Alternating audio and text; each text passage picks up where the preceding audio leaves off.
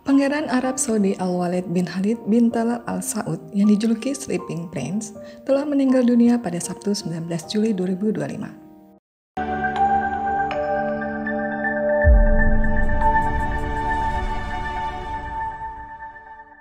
Dia meninggal dunia setelah mengalami koma selama 20 tahun akibat cedera otak parah dan pendarahan internal. Insiden ini dideritanya sejak kecelakaan mobil saat menempuh pendidikan di sebuah akademi militer di London pada 2005. Kecelakaan tersebut membuat Pangeran Al-Walid langsung koma pada usia 15 tahun. Sejak saat itu, ia dirawat di King Abdulaziz Medical City, Riyadh. Pada Sabtu 19 Juli 2025 waktu setempat, ayahnya Pangeran Khalid bin Talal Al Saud mengumumkan kabar duka tersebut melalui media sosial.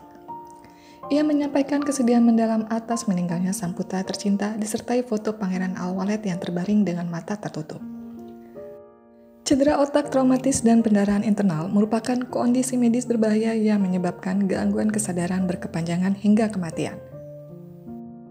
Cedera otak adalah kondisi serius yang disebabkan oleh benturan keras atau cedera tajam pada kepala. Dampaknya bisa bervariasi, mulai dari gejala ringan seperti sakit kepala dan kebingungan, hingga kasus berat seperti kerusakan jaringan otak, pendarahan internal, bahkan koma atau kematian. Gejalanya bisa ringan seperti sakit kepala, mual, kelelahan, gangguan penglihatan, kesulitan konsentrasi. Sedang hingga berat seperti kehilangan kesadaran, muntah berulang, pupil melebar, kejang, kesulitan bicara, dan koma. Anak-anak dan remaja seperti Pangeran Al-Walid tergolong rentan karena otaknya masih berkembang dan lebih sensitif terhadap trauma fisik. Pendarahan internal adalah kondisi medis darurat ketika pembuluh darah pecah dan darah mengalir ke dalam tubuh, bukan keluar secara kasat mata. Hal ini bisa terjadi akibat trauma berat seperti kecelakaan atau komplikasi medis lain seperti aneurisma pecah. Gejalanya pusing, lemas, sesak napas, nadi cepat, nyeri dada, muntah darah, memar tidak biasa, kehilangan kesadaran, hingga koma. Dalam kasus Pangeran Al-Walid, kombinasi cedera otak dan perdarahan internal diduga menjadi penyebab utama koma jangka panjangnya. Kondisi koma berkepanjangan biasanya menunjukkan kerusakan permanen pada area vital otak. Dalam banyak kasus, pasien bisa memasuki kondisi vegetatif, kesadaran minimal, atau bahkan mati otak. Selain resiko neurologis, pendarahan internal juga bisa memicu kegagalan organ, shock, hingga kematian jika tidak ditangani secara cepat. Tetapi, mengapa cedera kepala banyak mengalami pendarahan? Cedera kepala menyebabkan banyak pendarahan karena banyaknya pembuluh darah di sana. Otak membutuhkan oksigen dalam jumlah yang sangat besar untuk menjalankan fungsinya. Faktanya, sekitar 20% darah yang mengalir dari jantung menuju ke otak. Organ lain di kepala, seperti mata, juga membutuhkan pasokan darah kaya oksigen yang stabil agar berfungsi dengan baik. Arteri mengangkut darah yang kaya oksigen dan nutrisi dari jantung ke seluruh tubuh, termasuk kepala. Sel-sel tubuh menyerap oksigen dan nutrisi dari darah untuk bekerja dan berfungsi, yang menyebabkan sel-sel tersebut menghasilkan karbon dioksida dan racun lainnya. Vena membawa racun-racun ini dari sel-sel dan kembali ke jantung dan paru-paru. Pembuluh darah di kulit juga membantu mengatur suhu tubuh. Tubuh meningkatkan aliran darah ke pembuluh darah di dekat permukaan kulit agar panas dapat keluar saat Anda terlalu panas dan mengurangi aliran darah saat terlalu dingin. Karena lokasinya, pembuluh darah superfisial ini rentan terhadap cedera akibat trauma. Kulit kepala bisa berdarah deras, bahkan hanya karena luka kecil. Banyak arteri dan vena kecil yang melayani otot dan kulit di kepala. Beberapa pembuluh darah ini terletak jauh di dalam tengkorak.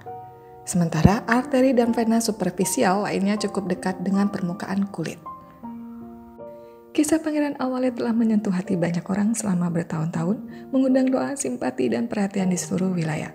Kepergiannya menandai akhir dari sebuah perjalanan yang luar biasa dan tragis, yang dimulai dengan kehidupan yang penuh harapan dan kemudian diwarnai oleh harapan, keyakinan, dan pengabdian keluarga yang tak tergoyahkan. Lahir pada bulan April 1990, Pangeran Al-Walid adalah putra sulung Pangeran Khalid bin Talal Al Saud dan keponakan dari pengusaha miliarder Pangeran Al-Walid bin Talal. Semasa muda dia adalah seorang kadet militer yang belajar di London, mempersiapkan masa depan dalam dinas militer. Namun pada tahun 2005, di usianya yang baru 15 tahun, hidupnya berubah secara tiba-tiba dan menghancurkan ketika dia mengalami kecelakaan mobil yang mengakibatkan pendarahan otak parah dan cedera internal.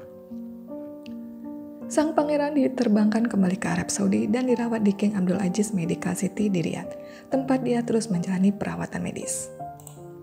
Meskipun berbagai upaya telah dilakukan oleh spesialis Amerika dan Spanyol, termasuk konsultasi ekstensif dengan ahli saraf dan ahli perawatan intensif, dia tidak pernah sepenuhnya sadar. Selama bertahun-tahun, Pangeran Al-Walid tetap berada dalam kondisi koma yang minim respons, terkadang menunjukkan gerakan-gerakan tak sadar yang menunjukkan tanda-tanda kesadaran yang kecil namun sekilas. Selama kondisinya, dia menggunakan ventilator dan fungsi vitalnya didukung sepanjang waktu. Kasusnya menarik perhatian dan simpati hingga keluar istana kerajaan, mengubah kamar rumah sakitnya menjadi tempat spiritual yang tenang. Anggota keluarga dan pengunjung termasuk tokoh agama kerap berkumpul untuk membaca ayat-ayat Al-Quran, berharap akan datangnya keajaiban. Video yang menunjukkan reaksi Pangeran Al-Walid yang tampak halus terhadap bacaan Al-Quran pernah dibagikan secara daring, menjadi simbol harapan abadi.